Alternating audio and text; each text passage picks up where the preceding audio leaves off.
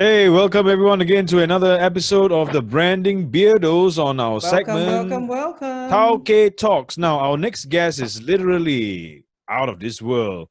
He's the founder of Orbital Exploration Technologies or OrbitX, as well as UltrAssist, an urban mobility company, and he's also a winner of multiple youth leadership awards.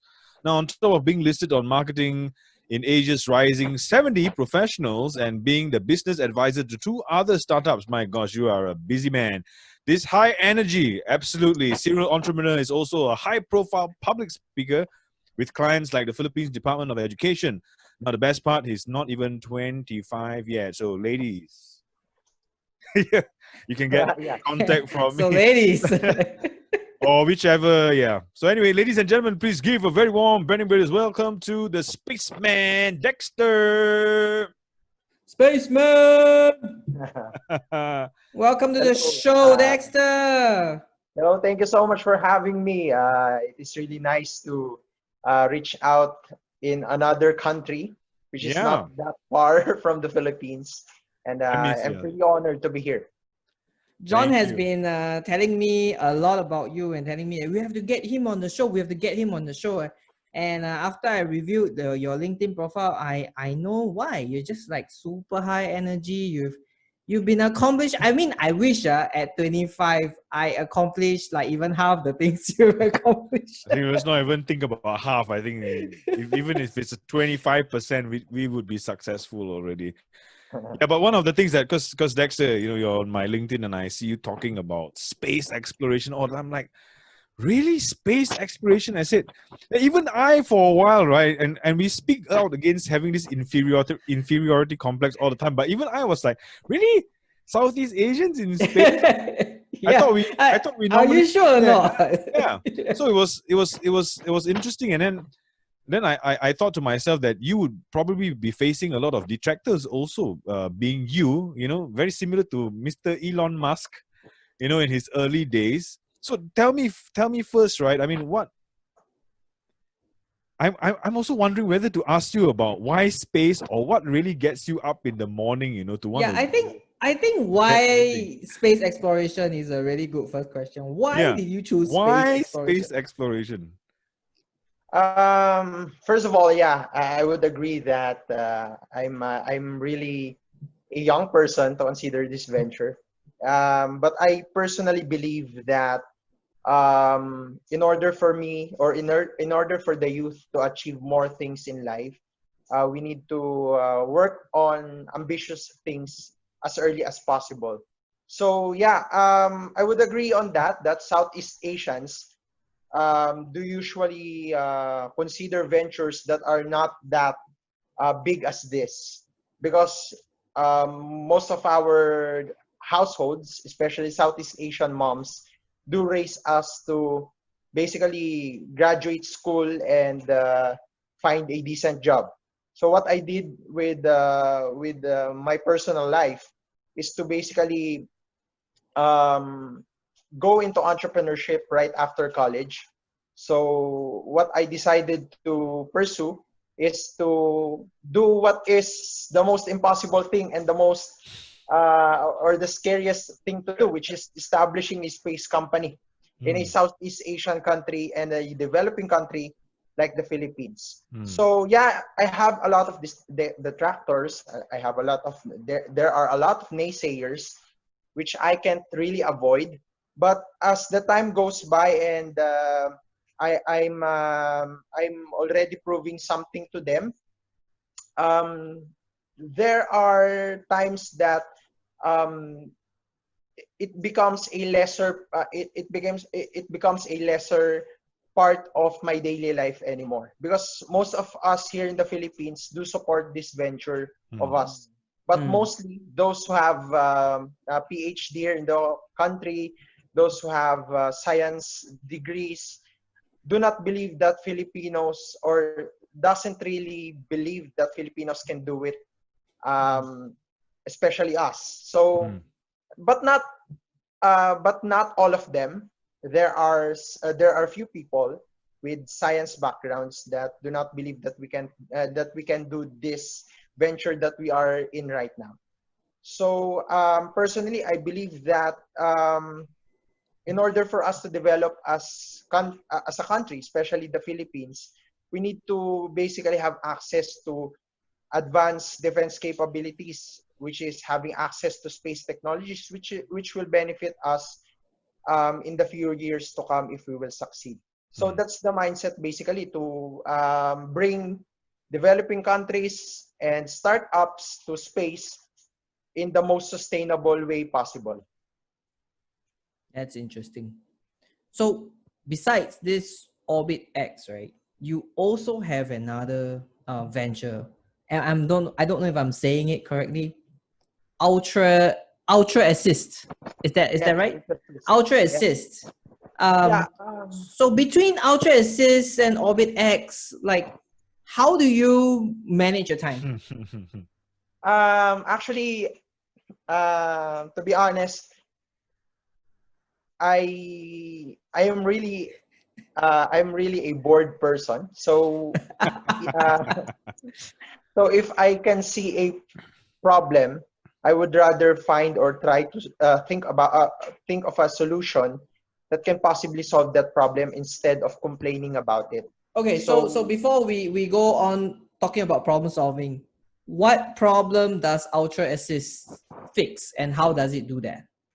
yeah, UltraSys basically is an open collaboration idea or a collaborative idea for basically engineers, urban planners, and other people that might be interested for the concept.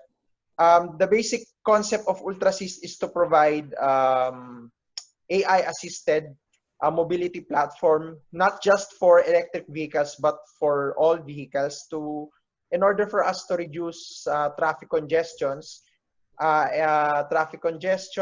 and road accidents, road rage. So that's the primary goal of UltrAssist. But because I don't have enough time to handle this idea anymore, I I do my research, but I'm trying to open my idea to the public in order for us to have an open collaborative idea that we can work on, so Mm. that the entire world or the entire community in Asia will benefit later on. So You if know, you're like a software engineer, or if you are like working in AI, or if you are like someone who is an urban planner, please reach out to Dexter, because you know, he's trying to solve a problem that can eventually, this solution can eventually be transported to other places as well. there's Yes. one question that Actually, the concept yeah. of UltraSys is from actually the entire concept or the entire mindset of OrbitX and my other ventures are rooted to Singapore, because I am pretty amazed with the development and the progress of Singapore from being a small country.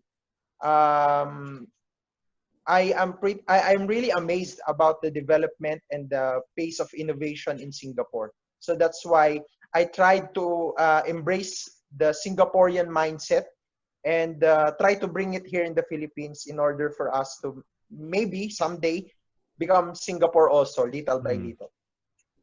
So That's for you, because I interesting. hear a lot of things about Asia. So for my question to you, right, is that are you going to all these things? Are you trying to make the most of your life because you want the world to see Asia in a different light? Is that very much part of what's in your mind?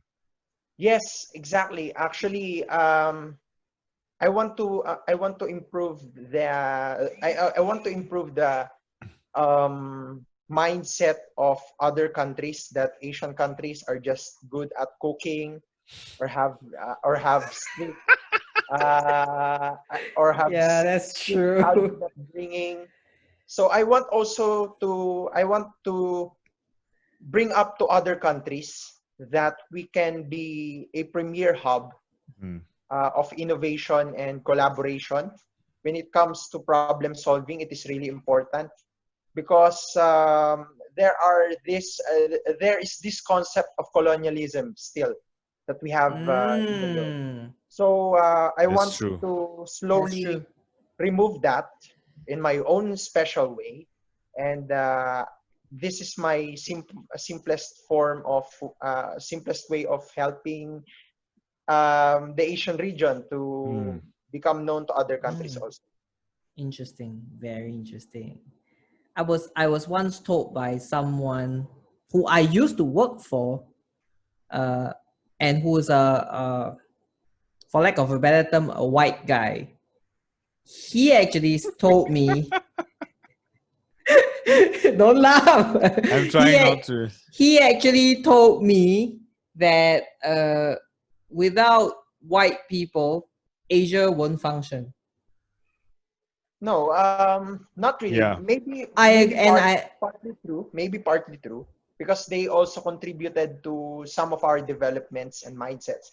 But it But doesn't. I disagree with him. Yeah, I Yeah, agree it with doesn't you, work and that I totally disagree with him because I think that, like, I was very shocked to hear that, and I'm so glad that you were, like, you are, you know, young and energetic, and you want to shed off that veil of colonialism that still exists here in Asia. And a lot of people don't know that Southeast Asia was heavily colonized and then left, you know, left in a mess. You know, it's almost like, you know, when I see your LinkedIn post, I mean, we've only exchanged a few words over LinkedIn, a like here and a little bit, you know, but I can't help but feel proud that we have someone, you know, from because it's not about, I think it's a time that we don't look at things from just you know, a country standing alone or whether a whole, but for us as a region, you know, that this is the best chance for us to try and step up. And the thing is, for me, I always like, wow, we need more Dexters out there trying to push. And don't matter if someone says, hey, you're nuts. You know, just the other day I was reading an article and it was saying that, you know, very, very successful people have many different interests. It's not just a singular focus, but it's a singular focus towards each task that they have. They could have 20 things in mind, but fully focus on 20 like things. 100% all in on each thing. Yeah, absolutely. Yeah, exactly. Actually, if I have enough time in my hands, I can work on a lot of ideas, but unfortunately, I am just a human being with a mortal life. So what about, you know, what about the whole idea that there are some people who will say, yeah, but you're doing too much and you need to focus. What do you have to say to those guys? Focus is a good thing. Actually, most of our mentors or most of the established business people that I met actually told us to focus on one simple thing. But as a person, I believe that if we can work on 2 or 3 things at the same time, why can't we do that? Right. If we are capable to do that, so that we can reduce the time and use the time efficiently and also the resources. Because, you know, I personally believe that if a person like me, a dreamer and a visionary, will die tomorrow and we haven't done enough, there will be a point maybe in our afterlife or in our life story that the people can say that we will have regrets because we haven't pursued enough to change the world. So that's the concept of OrbitX. We are handling about 2 things at the same time, two and more things at the same time. So yeah. You know, now that you brought it up, just what I wanted to also ask is, because people might be there, oh, if you really want to go out there and change the world, why don't you find a way that we can make food more sustainable? Why have this silly notion of going to space? What are you going to say? What will you say? I'm sure someone has said that to you before. So what have you said to this person? Actually, I don't like to do things that are pretty easy and, you know, conceivable by a lot of people. Meaning a lot of people are already in that space. Yeah. I mean, not literally in space, but I mean that sector. Yes, exactly. I want to contribute on things that are really hard to do because I know that someday those problems that are really hard to consider or to solve will have the most impact in the world or in the society, especially in the Asian region. And that's the most important thing.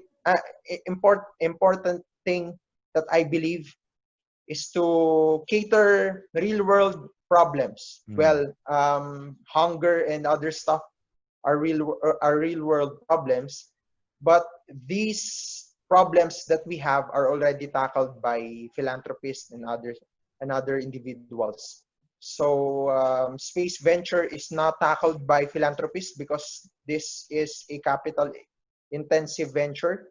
So because here in Asia we don't have enough launch capabilities, so I decided to pursue this venture because this is hard, not easy. So it's very interesting because we had another guest who said the same thing in a different way. If you remember, Jacob from Red Hill, he said like if you take the never take the easy way out, don't take the easy way out. Do you think that's a mindset that most entrepreneurs who are doing very disruptive things like what you're doing, do you think that these Yeah, entrepreneurs hold that kind of mindset, and why is it important? yeah, I believe so because I don't, no offense, but I don't have any problem with startups here in the Philippines. But hard truth, but here in the Philippines, most of our startups are internet based, which is not Right. bad, Right. but most of them do copy other companies also. So the point, I have a personal belief that the point of industrialization is more than just going into internet and building stuff, creating widgets, creating apps. So it is more than just that. Although we are undergoing into digital revolution, in order for us to propel into having a better collaborative economy, we must have deep technologies also. So I believe having a moonshot or even Marshot thinking will propel enough enough societies to become more developed as long as those visionaries will be supported enough, or even if not, as long as the visionary has the capability to pursue his dreams or her dreams, it is really possible. So it is really important for all entrepreneurs to think outside of the box, to solve real world problems that are really hard, or billion-dollar problems as what they call, because it will create the most, it will have the most impact in the world later on, as what I've said a while ago. It's very interesting that you're talking about social impact and how, you know, you're looking at billion-dollar ideas that create impact, not just for the bottom line or for the pocket. So my I guess my next question is, how does space travel do that? Actually, having access to commercial space travel or commercial space flight must be accessible to all developing countries, or especially those who are in premier societies. So space travel do have the capability to provide access to defense technologies, which is really necessary for every country.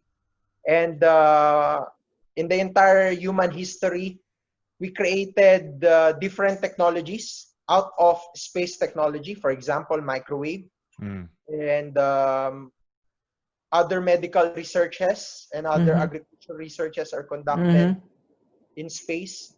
So it is really important for the developing countries like the Philippines and other countries like India and other countries to be named, to have access to these technologies, because I personally believe that in order for us to have a better economy, we must have advanced technologies first.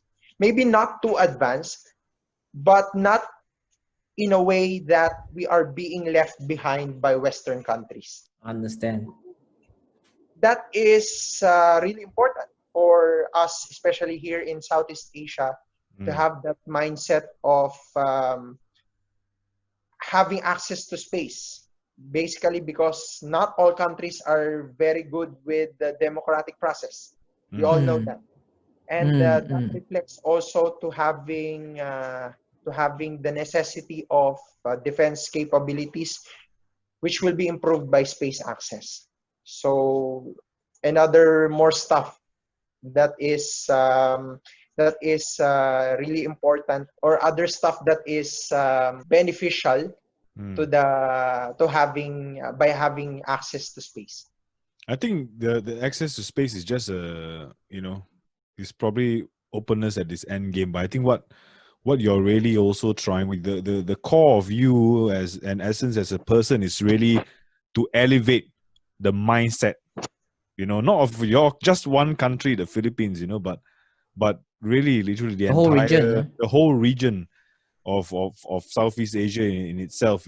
It's always amazing when I meet people like yourself, because like I mentioned earlier, there's a huge inferiority complex about everything that we are doing, and we kind of shackled ourselves because even as individuals we are limited by what we see as possible, because again, too difficult problems to solve, hence forget it and let's just leave it to the West per se to do all these wonderful things, and then we'll just join them for the ride later on. I believe that there is no particular country that has a monopoly with regards Exactly. to solving problems. Right. That's absolutely correct. No country can say that we are the best at this, we are the best at that. You can't do that because Western countries especially must understand that Asian countries have different upbringing. We are very good at handling difficult stuff.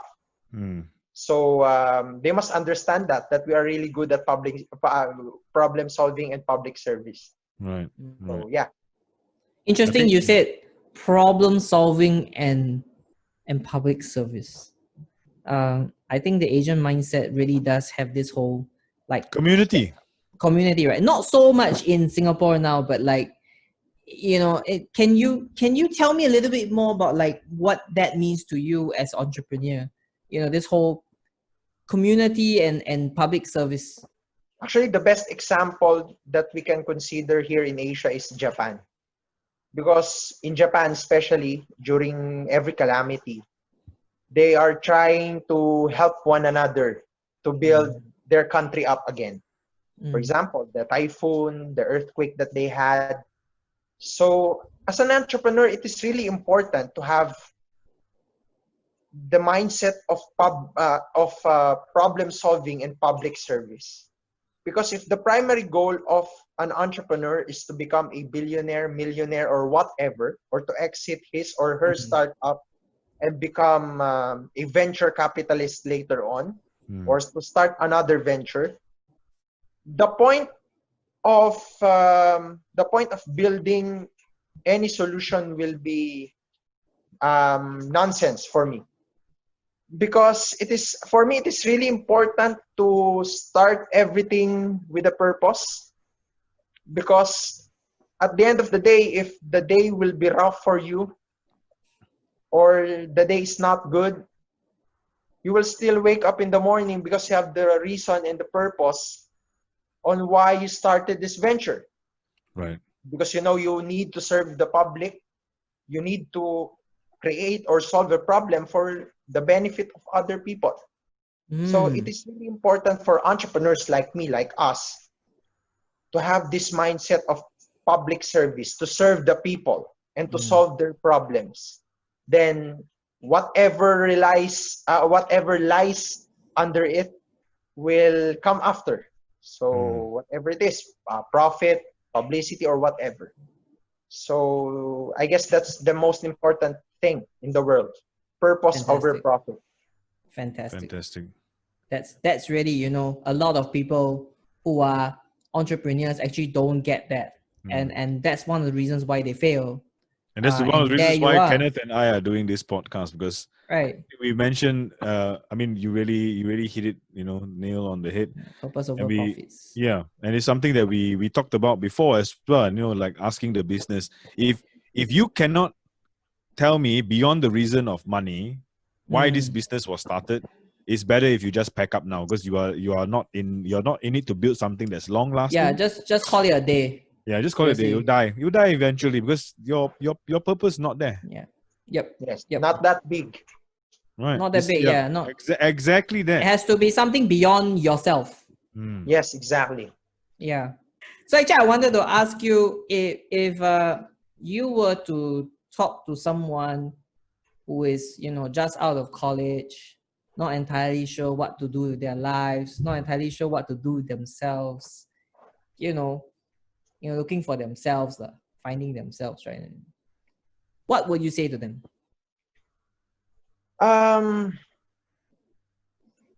Basically, just go and chase your fear, override the fear.